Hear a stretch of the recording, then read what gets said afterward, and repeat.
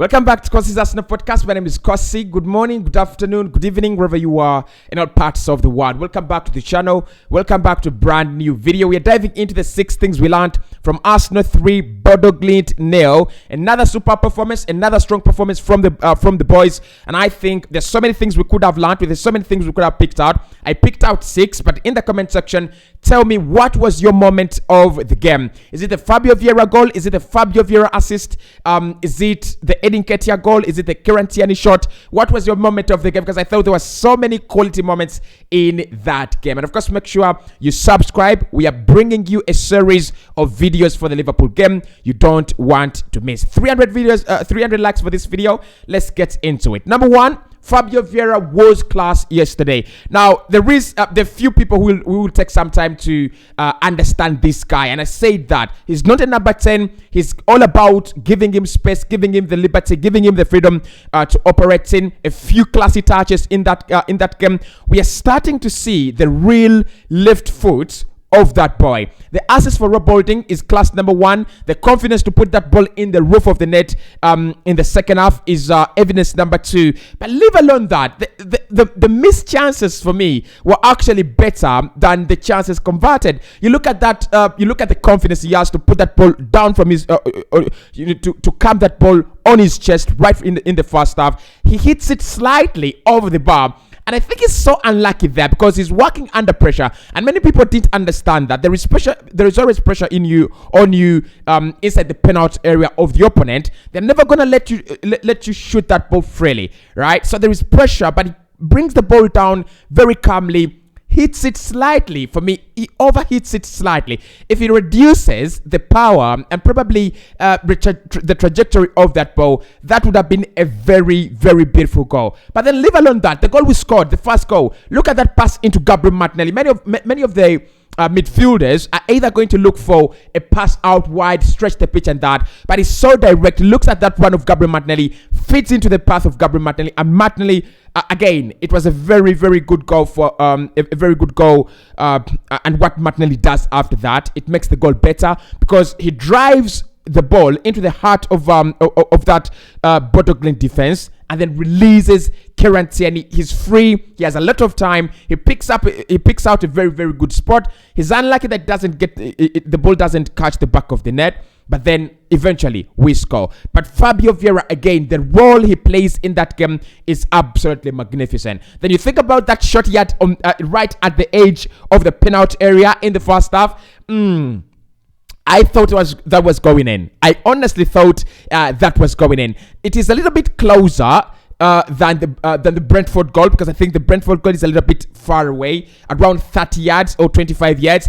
This one is almost at the edge of the 18 yards box. So it's around 18 yards. It's around 17 yards, closer. But what I liked about that, again, he's controlling that ball with ease, and he's trying to choose a spot that is within a very, very short period of time. Now, there are not so many players that do that. A couple of Portuguese fans have said this boy could be better than Bruno Fernandes. A couple of Portuguese fans have told us this boy could be the new big thing around Portuguese football. So let's wait and see. But for me, he was absolute class yesterday. Whether he's gonna be competing with Martin Odegaard, I'm not so sure about that. Many people are sure about that. He's gonna be competing with Martin Odegaard.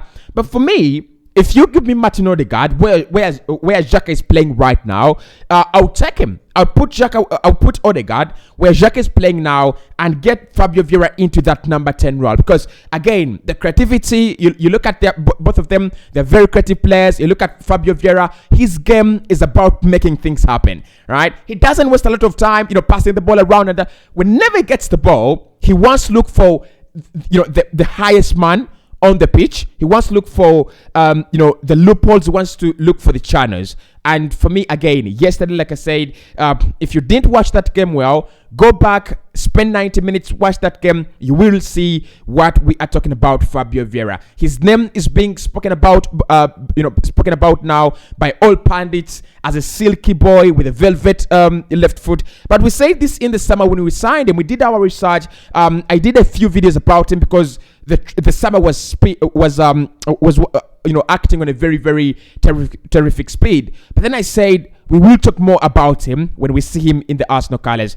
And for me, he has actually arrived. Number 2, we need depth in that midfield, and that is a big lesson. That is a big observation that I made, not only in this game, but across all the Europa League games we played, and also I think across that period where Thomas Partey was a doubt. We need quality in the midfield. We need depth in that midfield. Now, Albert Samuel Lokonga played well in the first half. In the second half, he vanished. He absolutely vanished. Look, I don't want to be very, very negative. I don't want to be very harsh on Albert Samuel Lokonga. I know the situation in which he is. He has not played so many consistent games, so his confidence is not right up there in the air.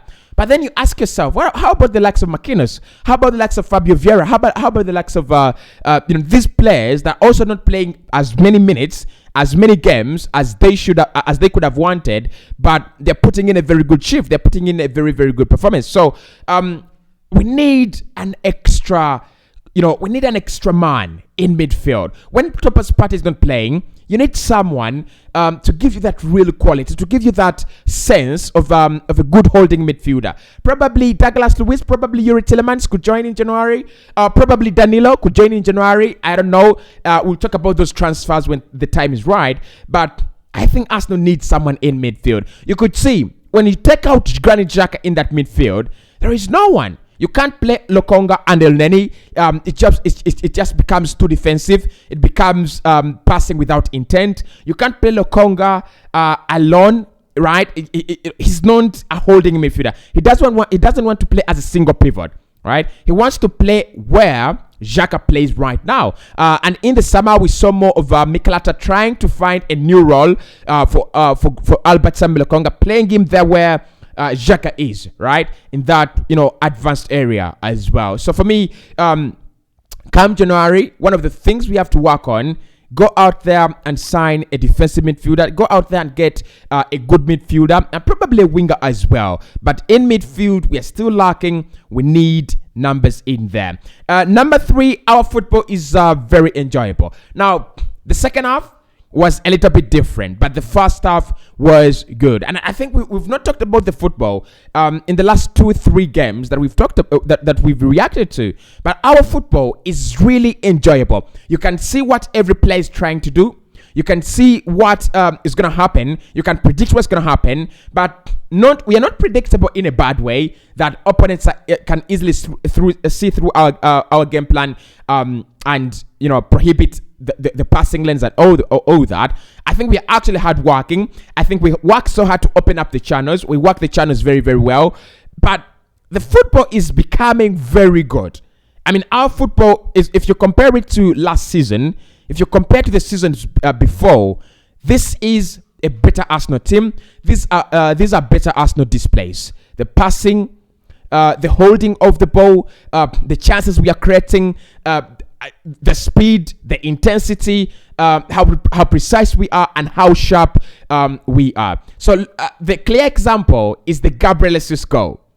If you didn't enjoy that, you are not an Arsenal fan. If you didn't enjoy that, you're simply not a football fan. You're just a wet blanket. You're just a negative person. You're going to die very, very poorly. Because what is there not to enjoy about the Gabriel Jesus goal? Look at the way he dances through those defenders. Look at the finish from Fabio Vieira. Look at the confidence in this Arsenal team.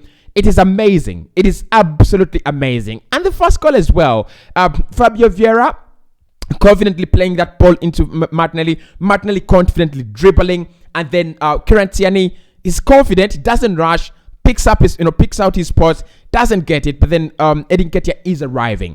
The football has become better. We need to talk about this. The football has massively become better. I'm looking at a very different Arsenal side. I'm looking at an Arsenal side that is dominating every game. I'm looking at an Arsenal side that wants to be on the ball. And when we make a mistake, we commit numbers. We want to be on the ball all the time. Now, in the second half, that is where I was disappointed because I didn't see this real hunger.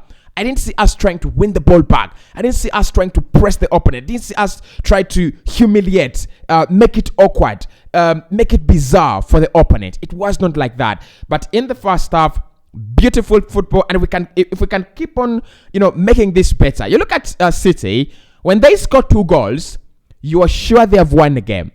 Yes, there have been games where City have trailed by 2-0, but I've not seen games where City have been in a 2-0 lead and they have lost it. And the reason is their football. They have understood the basics of their football. It's all about keeping the ball, right? They start on game management even before they score, even before the game starts. Their setup is game management, and for us now, that is where we are going. So enjoy the football, guys. Don't let all these people get into your head. Arsenal's football is boring. All that. We are playing some of the best football in the Premier League right now. We are playing some of the best football in the world right now. Actually, if I was to rank football, Napoli comes first right now. They're so good. Bayern Munich comes second. I think they're good as well. Manchester City third.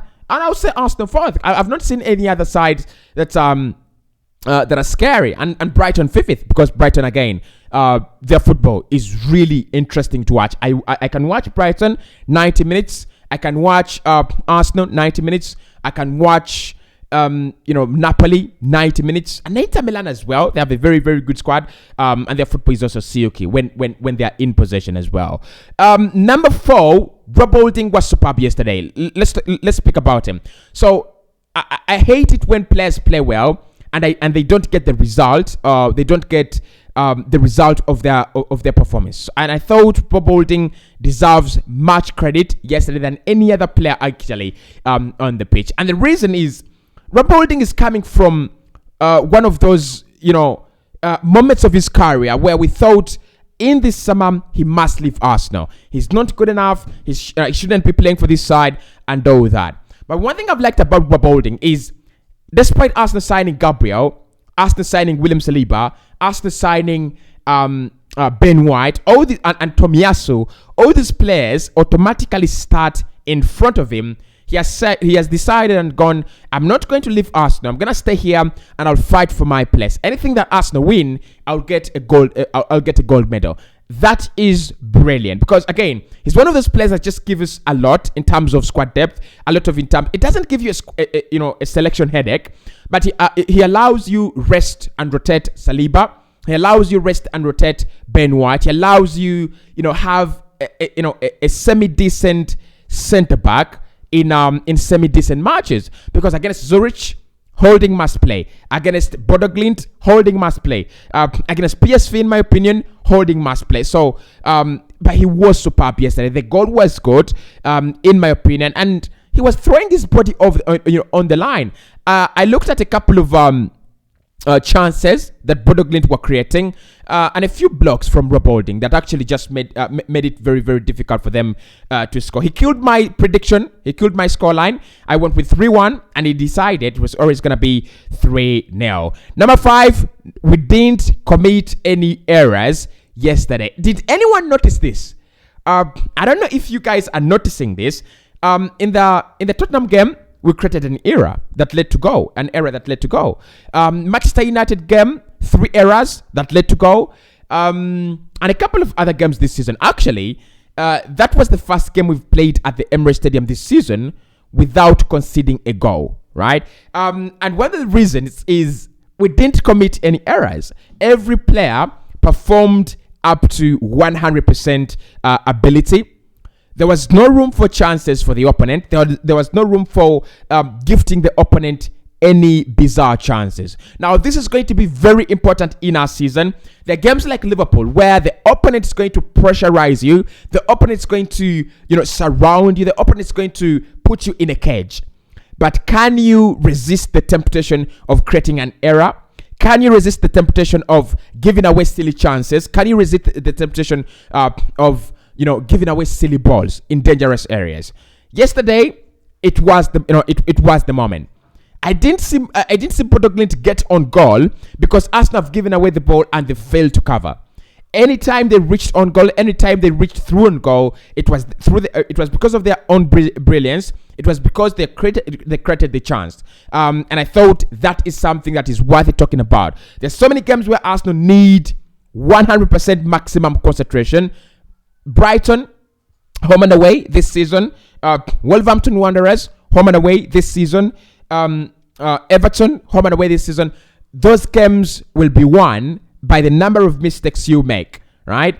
If Arsenal don't make any mistakes in those games, we can score 1 or 2. We walk away with 3 points, in those fixtures. So for me, again, that is something I want to talk about.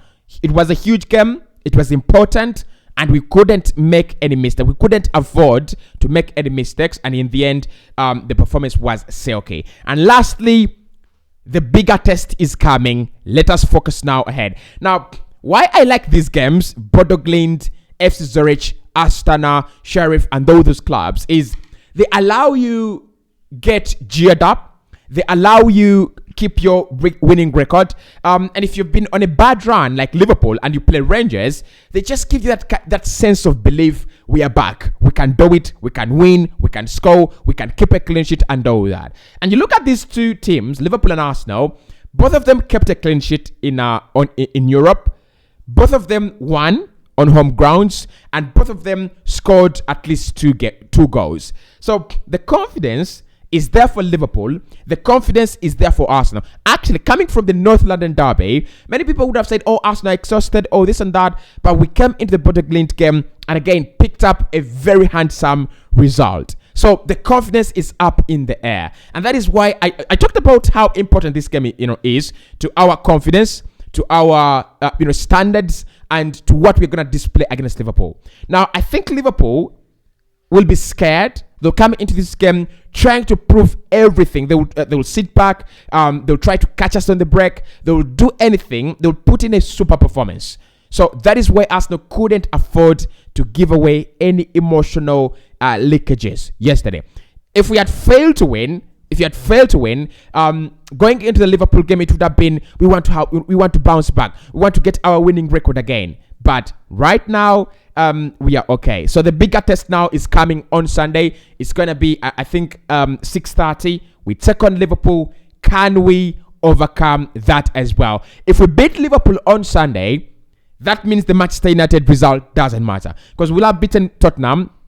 They're ahead of Liverpool and Manchester United, and we will have beaten Liverpool. For me, in terms of quality, they're the second biggest team right now in the UK, in the Premier League, in terms of quality. After Manchester City, it is Liverpool. You think about the consistency they've had, you think about the squad, you think about the players they have. If you can beat them, if you can get 3 points over them, this season is going to be a very different one. Actually, I think the Liverpool game is going to be a decider where Arsenal are. It's another test that for me comes at the right time. After Spurs, who played shit football, can we exploit the mistakes in that Liverpool game? Because for them, they are not like Spurs. They don't sit back, right? They don't sit back. Actually, what they do is they give you a lot of spaces to run into, and they commit a lot of mistakes. So if you can capitalize on that, then everything will be all right. So task done, job done for me by the boys. Now Liverpool next. Let's see if we can win that one. Follow me on Kosi Arsenal on Twitter, Kosi_19 on Instagram, and I'll see you soon.